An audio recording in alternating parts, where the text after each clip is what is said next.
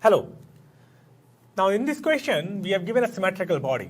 So symmetrical body is given to us, and for that body, the moment of inertia is also given and the omega is also given. They are asking us the angular momentum for that body, about the axis for which the moment of inertia is given. So in this case, if you see, the angular velocity is given in terms of revolution per second. We do have to convert this angular velocity in terms of radian per second. So to convert that into radian per second, we have omega is equals to 2 pi nu. Nu is given. So that will become 4 pi radian per second. That will be the omega for the body. And we have a formula to calculate the angular momentum for a symmetrical body about the axis, hinge axis.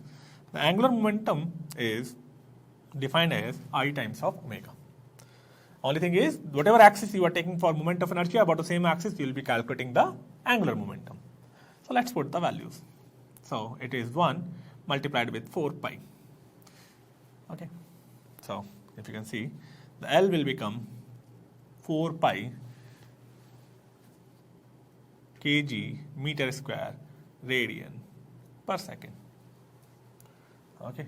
That will become the angular momentum for this body. Okay. Thank you.